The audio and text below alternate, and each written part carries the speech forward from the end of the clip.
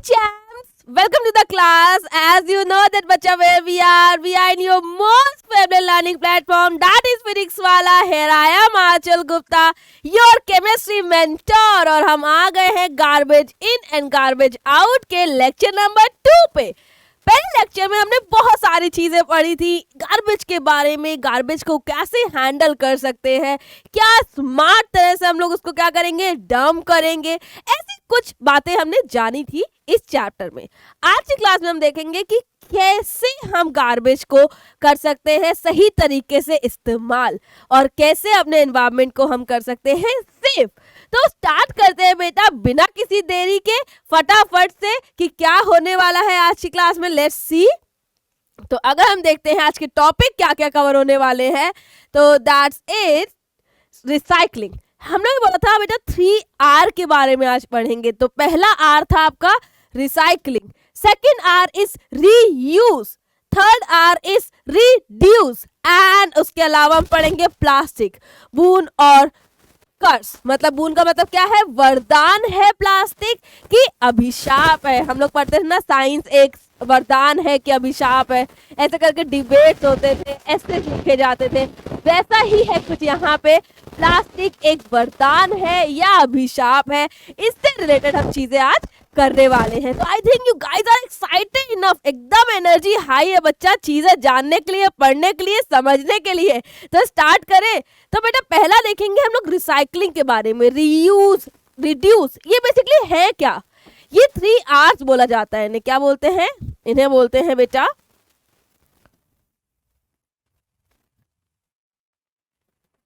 इन्हें बोलते हैं 3R,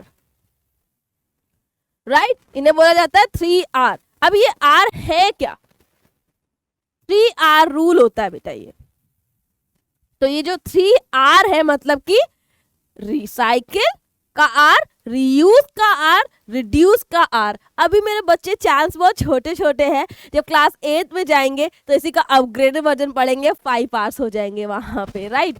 वहां पे कितने पढ़ेंगे, 5 पढ़ेंगे। अभी हमने 3 पढ़े हैं जी, 3 मेजर है, वो जो 2 है वो एडिशनल है, बट ये 3 आपके मेजर है, सबसे ज्यादा इंपॉर्टेंट है। तो यहाँ पे बच्चा अगर आप देखोगे कि रिसाइकलिंग, रीयूज, रिड्यूस ये है क्या, बेसिकली कैसे करना है, चीजें क्या हो रही हैं। तो इसको स्टार्ट करते हैं बेटा 1 बाय 1। यहाँ पे अगर आप देखेंगे कि 3R's में आपको पता है कि क्या क्या है, रिसाइकल है, रीयूज है, रिड्यूस है। अब मैम इसका मीनिंग क्या है, थोड़ा सा समझा दीजिए तो अच्छा रहेगा। बिल्कुल समझाएंगी मैम बेटा। तो यहाँ पे बात करते हैं रिड्यूस की। रिड्यूस का मतलब होता है कम करना, हमें पता है रिड्यूस का मतलब होता है कम करना। बिल्कुल हिंदी पे जाएंगे, अभी सिर्फ इंग्लिश पढ़ रहे हैं हम लोग, अभी साइंस नहीं पढ़ी है। रिड्यूस का मतलब होता है कम करना।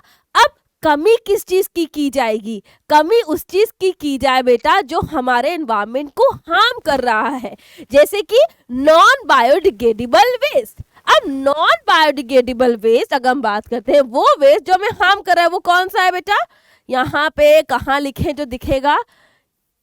एक काम करते हैं,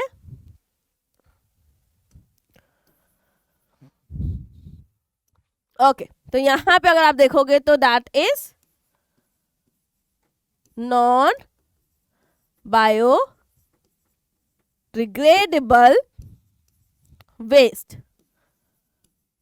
तो हमारा जो नॉन बायोडिग्रेडेबल वेस्ट होता है बच्चा, वो खत्म नहीं होता है, पड़ा रहता है सालों साल तक, टूटता नहीं है, खत्म नहीं होता है और केमिकल रिलीज करता है जो जब हम लोग ब्रीथिंग कर रहे होते हैं, या जो वाटर होता है उसको पॉल्यूशन करता है, राइट, उसको पॉल्यूशन देता है। तो हमारे लिए हार्मफुल है दोनों तरीके से, ये खत्म भी नहीं हो रहा है और पड़े पड़े हार्म भी कर रहा है। तो अब ऐसी चीज को क्यों ही इस्तेमाल करना, राइट। तो इसीलिए बेटा अगर आप नोटिस करोगे, कोई भी बड़ी ब्रांड में जाते हो आप इस टाइम पे, कोई भी बड़ी ब्रांड रेस्टोरेंट की जाते हो, रेंज में जाते हो, तो आप वहां जाके देखोगे हमेशा कुछ ऐसा मिलेगा, आपको पेपर ग्लासेस मिल जाएंगे, राइट। सबको बहुत पसंद है बर्गर्स खाना, राइट, बहुत पसंद है बर्गर्स खाना। तो हम जब भी जाते हैं बर्गर्स खाने, पहले क्या होता था, प्लास्टिक के कंटेनर्स मिलते थे, प्लास्टिक के ग्लासेस में कोल्ड ड्रिंक सर्व की जाती थी। अब उसी की जगह पेपर के ग्लासेस सर्व किए जाते हैं। स्ट्रॉस पहले प्लास्टिक्स के होते थे, अब पेपर स्ट्रॉस का ट्रेंड आ गया है। ऐसा क्यों हुआ था, क्यों प्लास्टिक के स्पून से हम लोग ने स्विच किया था पेपर या वुड के स्पून में, इसकी क्या जरूरत थी। इवन प्लास्टिक के स्पून तो सस्ते आते थे, बट बेटा वो हमारे एनवायरनमेंट को हार्म करते थे, वो एक नॉन बायोडिग्रेडेबल वेस्ट थे, खत्म ही नहीं होते थे, पड़े ही रहते थे। तो इसीलिए बेटा वो क्या होते थे, हार्मफुल होते थे हमारे लिए। तो हमने क्या किया, हमने दिमाग लगाया कि देखो प्लास्टिक पता है बहुत अच्छी चीज है, प्लास्टिक को मैं बिल्कुल नहीं बोलूंगी प्लास्टिक बिल्कुल बेकार है, यूज ही नहीं करनी चाहिए, कैसे नहीं करेंगे, बट अब प्लास्टिक हमारी मजबूरी है कहीं ना कहीं। अभी हमने उसके लिए कोई अल्टरनेटिव नहीं ढूंढा। प्लास्टिक की कुछ ऐसी प्रॉपर्टीज होती हैं जिसकी वजह से हमें प्लास्टिक यूज करना पड़ता है बहुत सारी जगहों पे। जैसे कि जो वायर्स होते हैं उनकी कवरिंग बनाने के लिए प्लास्टिक का यूज करते हैं, स्विचेस को बनाने के लिए प्लास्टिक का यूज करते हैं, माइक्रोवेव में जो हम लोग ओवंस में डालते हैं कंटेनर्स, उनमें प्लास्टिक का यूज होता है, अलग टाइप की प्लास्टिक का यूज होता है, बट वो प्लास्टिक ही होती है। तो अब प्लास्टिक की ऐसी बहुत सारी प्रॉपर्टीज हैं जो उसको प्लस पॉइंट देती है, बट हम उसके प्लस पॉइंट को इग्नोर तो नहीं कर सकते, ठीक है, लेकिन उसके माइनस को भी तो इग्नोर नहीं कर सकते ना एट द सेम टाइम। अब दोनों चीजें इग्नोर नहीं हो सकती हैं, तो हम क्या कर सकते हैं बेटा, प्लास्टिक का यूज कम कर सकते हैं। हमारे हाथ में है प्लास्टिक का यूज कम करना, तो हम प्लास्टिक का यूज कम कर देंगे जहां जहां रिक्वायरमेंट नहीं है, जहां जहां we have the option, we have the alternatives, तो we go for that option only, right. तो यहाँ पे वही हुआ बेटा कि हमारे पास ऑप्शन था वुड हम यूज कर लेंगे, या फिर हमारे पास ऑप्शन है पेपर का, तो हम पेपर को यूज कर लेंगे एज कंपेयर टू प्लास्टिक। हम क्यों प्लास्टिक का यूज करें नॉर्मल जगहों पे जहां पे इनकी जरूरत ऐसी है ही नहीं। फॉर एग्जाम्पल ब्रश की बात करते हैं, टूथ ब्रश होता है, हम लोग टूथ ब्रश हमेशा देखते हैं कि प्लास्टिक्स के होते हैं, राइट, लेकिन अब टूथ ब्रश अगर आप नोटिस करोगे ना वुड के भी आते हैं। क्यों आते हैं वुड के, लॉन्ग लास्टिंग है, अच्छे हैं, यूज कर रहे हैं एंड प्लास्टिक से नहीं बने हैं, तो इसीलिए हम लोग उनको स्विच करते जाते हैं, जितना हो सके हम स्विच कर रहे हैं। प्लास्टिक कंटेनर्स की जगह प्लास्टिक ग्लास कंटेनर यूज कर रहे हैं, या फिर बेटा जो प्लास्टिक के बैग्स यूज करते थे, थैलियां यूज करते थे, उसकी जगह हम जूट बैग यूज कर रहे हैं, कपड़े के बैग यूज कर रहे हैं, या फिर पेपर बैग यूज कर रहे हैं। अब किसी भी जगह जाओगे बेटा, ब्रांड में जाओगे, आपको अब पेपर बैग मिलता है या क्लॉथ बैग मिलता है, पॉली बैग कहीं पे भी आपको प्रोवाइड नहीं किया जा रहा है। क्यों? क्योंकि हमारे एनवायरमेंट को वो हार्म कर रहा है और हम सब चाहते हैं अपने मदर अर्थ को सेव करना कहीं ना कहीं, तो इसीलिए इसको कम किया गया है। अब बारी आती है सेकेंड आर की, दैट इज रीयूज। रीयूज का मतलब है दोबारा इस्तेमाल करें। अब पहली बार इस्तेमाल कर लिया, दोबारा इस्तेमाल करना है, तो दोबारा इस्तेमाल कैसे कर सकते हैं, या तो जैसे फॉर एग्जाम्पल कोई बॉटल है, जैसे कि ये बॉटल है, इसको मैंने अभी यूज किया, पानी पी लिया, मस्त आराम से चल रही है, खूब टाइम तक चली, पानी जब तक पी रही हूँ चल रही है। अब क्या हुआ, अभी पुरानी हो गई, अब इसमें पानी का टेस्ट भी अजीब सा आने लग गया। अब क्या करें, तो एक काम कर सकती हूँ, मैं इसको ऊपर से कट कर दूं यहाँ से और इसमें प्लांट लगा दूं, राइट, तो प्लांट कंटेनर का काम करेगा, हमारे लिए इजी हो जाएगा। या फिर इसके अलावा और भी बहुत तरीके हैं, इससे कुछ डेकोरेशन कर लूं, कोई लैम्प बना दूं, ऐसे करके इसको यहाँ पे कुछ डेकोरेट करके क्राफ्ट वर्क करके इसको लैम्प टाइप का बना दूं, मैं कुछ भी कर सकती हूँ, राइट। इसमें तो ये हमारे पास क्या है, ऑप्शन है इसके लिए। तो हम इसको क्या करते हैं, यहाँ पे रीयूज कर रहे हैं, जो यूज कर चुके हैं चीजें उनको रीयूज किया जा रहा है किसी तरीके से। जैसे कि क्राफ्ट वर्क होता है, आर्ट एंड क्राफ्ट होता है, क्राफ्ट हम लोग को ऐसे सिखाया जाता है कि इनसे ये चीज बना के दिखाएं। जैसे कि स्पून्स होते हैं, वुडन स्पून्स होते हैं, राइट, या आइसक्रीम स्टिक्स होती हैं, आइसक्रीम स्टिक से बहुत सारे मॉडल्स बनाए जाते हैं। तो आइसक्रीम स्टिक्स क्या है, यूज कर लिया कलेक्ट करते गए बाद में हमने उससे क्या किया, एक मास्टरपीस रेडी कर दिया। तो वैसे ही बेटा यहाँ पे आप देख लो कितने क्यूट कंटेनर बनाए गए, और सारे किससे बने हैं, प्लास्टिक से ही बने हैं, रीयूज किया गया है, यहाँ पे कुछ नया नहीं किया गया है बच्चा। अब बारी आ रही है रिसाइकिल की, सबसे ज्यादा महत्वपूर्ण, सबसे ज्यादा इंपॉर्टेंट अगर किसी आर को बोलेंगे तो वो यही है। अब यहाँ पे रिसाइकिल का मतलब क्या है बेटा, देखो फॉर एग्जांपल मैंने बॉटल लिया, राइट, मैंने बॉटल लिया, अब बॉटल को यूज कर लिया, यूज करने के बाद इसको रीयूज भी कर लिया, अब क्या करें, प्लास्टिक तो अभी भी पड़ी हुई है। तो अब बेटा यहाँ पे हम एक काम करते हैं, इसको क्या करते हैं, रिसाइकिल कर लेते हैं। रिसाइकिल कैसे कर सकते हैं, 6 स्टेप्स होते हैं रिसाइकिल के, राइट, यहाँ पे 6 स्टेप्स होते हैं। पहला क्या होता है, हमने कूड़ा कलेक्ट किया, गार्बेज कलेक्ट किया, जो प्लास्टिक कंटेनर है कलेक्ट किए, उसको पहुंचाया, जहां पे हम रिसाइकलिंग करेंगे। उसके बाद हमने क्या किया है यहाँ पे बेटा, 1 सेकेंड, हाँ, उसके बाद हमने क्या किया, इसको साफ किया है, इसकी साफ सफाई करेंगे कंटेनर की। देन उसको क्रश करेंगे, तोड़ेंगे, मेल्ट करेंगे और नया प्रोडक्ट बनाएंगे। तो 6 स्टेप फॉलो करेंगे यहाँ पे हम। पहला स्टेप क्या है बेटा, हम उसको क्या करेंगे, कलेक्ट करेंगे गार्बेज को, राइट। हमने क्या किया, गार्बेज को कलेक्ट किया। दूसरा स्टेप क्या करेंगे हम लोग, अब हमने जब कंटेनर कलेक्ट कर लिए हैं, अब इसको क्या करेंगे, सॉर्ट आउट करेंगे। कुछ ऐसे सॉर्ट आउट करेंगे, कुछ अलग बॉटल्स होंगी, कुछ अलग बॉटल्स होंगी। देखो हर एक बॉटल सेम प्लास्टिक की नहीं बनी होती है, सारी बॉटलें अलग अलग प्लास्टिक की बनी होती है, सारे कंटेनर अलग अलग टाइप के प्लास्टिक के बने होते हैं। डिपेंड करता है आप कौन सा कंटेनर ले रहे हो। तो उसके बेसिस हम क्या करेंगे, उसको सॉर्ट आउट कर लेंगे। अलग अलग कर लिया। अब वॉशिंग भी जरूरी है, हमें कोई नई चीज बनानी है तो उसके अंदर कुछ तो कंटेनर में रखा होगा। फॉर एग्जाम्पल जूस का कंटेनर है और मिल्क का कंटेनर है, ऐसे कंटेनर बहुत सारे हैं हमारे पास। तो उनको वॉश किया। वॉश करने के बाद हमने क्या किया, उनको छोटे छोटे छोटे टुकड़ों में तोड़ दिया। क्यों तोड़ा, जिससे मेल्टिंग ईजी हो जाए। फॉर एग्जाम्पल अगर मैं इसको डायरेक्ट डाल के मेल्ट करूंगी तो क्या होगा, लम्स पड़ जाएंगी, गांठ पड़ जाएंगी। तो अब स्मूथ प्लास्टिक का पेस्ट तो बना नहीं, तो नया प्रोडक्ट बनाने में दिक्कत आएगी। बट अगर मैं इसको छोटे टुकड़े में कर दूं तो क्या होगा, एकदम यूनिफॉर्म पेस्ट बन जाएगा, जिससे हम कोई भी प्रोडक्ट बनाएंगे, कुछ भी नया बॉटल बना रहे हैं तो वो अच्छा बनेगा, बढ़िया बन के तैयार हो जाएगा। तो इसीलिए इसको क्या करेंगे, तोड़ेंगे और फिर उसको मेल्ट करेंगे और फिर उससे नई चीज बना देंगे और वो नई चीज हम दोबारा इस्तेमाल करेंगे। तो इस तरह से क्या हुआ, एक चीज को हमने नई चीज बना के दोबारा इस्तेमाल किया। मान लो यही बॉटल जो है मेरे पास, पानी की बॉटल, यही बाद में क्या होगी, बन के आ जाएगी मेरे पास कुछ अलग तरीके से, कुछ कंटेनर बन के आ जाएगा ऐसे करके। आई थिंक ना मेरे स्लाइड में भूत आ गया है राइट ये भूत आ गया, ये ऑटोमेटिकली चेंज हो रही है। तो प्लास्टिक एक बून है और कर्स है, तो हम बोलेंगे बोथ, राइट। हम यहां बोलेंगे बोथ है। हम लोगों को लगता है कि सिर्फ कर्स है, नहीं, ये बोथ है बेटा। कैसे, क्योंकि प्लास्टिक की कुछ ऐसी प्रॉपर्टीज होती हैं जो बहुत, हम बोल सकते हैं, महत्वपूर्ण है, इस्तेमाल करने लायक है। ये रिएक्टिव नहीं होता है इन नेचर, तो इसके अंदर कुछ भी आप रखोगे वो रिएक्ट नहीं करेगा उससे उसको मतलब ही नहीं है। ये इंट्रोवर्ट है, इसको मतलब ही नहीं दुनियादारी से। उसको किसी भी ग्रुप में जाके बैठा दो, ये अपना चुपचाप बैठा रहेगा, ये किसी से बात नहीं करेगा, राइट। तो यहाँ पे क्या है, ये बोथ है, प्लास्टिक क्या है, बोथ है। अब अगर हम आगे बढ़ते हैं बच्चा यहाँ पे ही कि ड्रॉबैक्स क्या है प्लास्टिक के। बेसिकली ड्रॉबैक का मतलब क्या है, क्या नुकसान है प्लास्टिक का।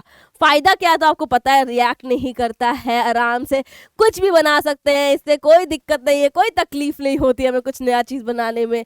अब यहाँ पे अगर हम बात करेंगे कि इसका ड्रॉबैक क्या है, राइट, यहाँ पे ड्रॉबैक क्या है, तो प्लास्टिक जो होता है ना, वो नेचर में अगर बात करेंगे कि वो रोट नहीं होता है, राइट। तो अगर हम बात करेंगे बेटा तो क्या होता है, ये रोट नहीं होता है, मतलब सड़ता नहीं है। आपको पता है डिग्रेड कैसे होती है चीजें, जब वो सड़ जाती हैं, टूट जाती है, खत्म हो जाती है। तो प्लास्टिक सड़ता ही नहीं है, राइट, प्लास्टिक सड़ता ही नहीं है, प्लास्टिक में कुछ होता ही नहीं है। तो प्लास्टिक ऐसे पड़ा रहता है।